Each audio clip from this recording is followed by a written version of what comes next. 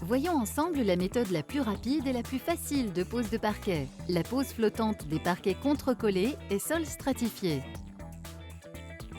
Vous aurez besoin comme matériel d'un mètre, d'un crayon, d'une scie, d'un marteau d'au moins 500 g, de cale, d'une équerre, d'un cordon bleu à tracer et d'un biberon de colle par mètre carré.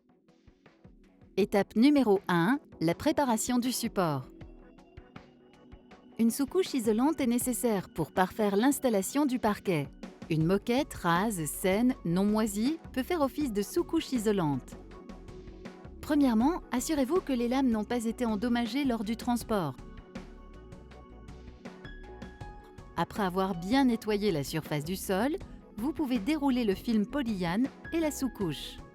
Si les murs ne sont pas droits, commencez la pose au centre de la pièce.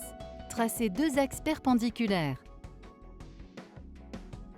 Étape numéro 2, la fixation des lames de parquet. Commencez à placer la première rangée de lames dans le coin gauche, le côté de la languette orienté vers le mur. Veillez à ce que le côté court de la lame soit distant du mur d'environ 8 à 10 mm. Ce jeu de dilatation devra être respecté sur toute la périphérie de la pièce. Puis posez la deuxième lame dans la rainure de la précédente. Complétez la première rangée de la même façon. Prenez soin de déposer un filet de colle dans la rainure à chaque emboîtement pour solidariser les lames entre elles. Ceci est inutile pour les parquets et sols stratifiés à système clic. Placez la dernière lame, face décor orientée vers le bas, et le côté court, sans rainure, dirigé vers le mur. Reportez un trait de coupe à l'endroit où vous devrez scier la lame. Pour scier les lames, placez la face décor de la lame sur la surface de travail et découpez-la sur mesure avec une scie sauteuse. Si vous utilisez une scie à main, celle-ci devra avoir une lame à denture fine. Dans ce cas, sciez les lames face-parement vers le haut. Vous commencerez la deuxième rangée en utilisant la chute de la lame sciée. Celle-ci devra avoir une longueur au minimum de 30 cm. Sinon, utilisez une nouvelle lame que vous scierez en deux. Veillez toujours à ce que les joints de tête soient toujours distants entre eux d'au moins 30 cm. Vous continuez la pose en plaçant la lame contre celle de la rangée précédente. Avant de poser la dernière rangée, mesurez et sciez les lames.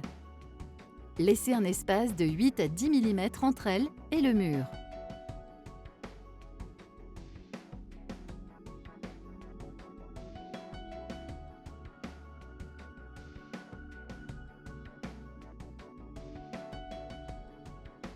Étape numéro 3, la finition de la pose. Masquez les jeux de dilatation périphérique par l'installation de plinthes ou de baguettes de finition assorties à votre parquet. Pour les séparations de pièces, s'il s'agit d'un revêtement différent, utilisez des seuils de jonction ou des seuils à niveau s'il y a un écart.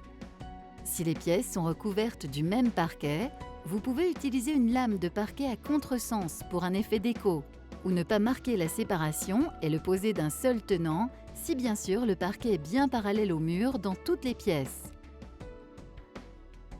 Étape numéro 4, la finition du parquet. Pour les parquets finis en usine ou prêts à poser, il n'y a aucun traitement spécifique sauf indication du fabricant. En règle générale, les parquets protégés à l'huile naturelle nécessitent une dernière couche de protection supplémentaire après la pose. Pour les parquets bruts, huilés, vernis ou teintés, il existe une large gamme de finitions pour protéger et embellir votre parquet. Avant d'appliquer la finition de protection, il est indispensable de réaliser un ponçage très soigné. L'opération sera à répéter au moins 2 fois, sinon 3 dans certains cas.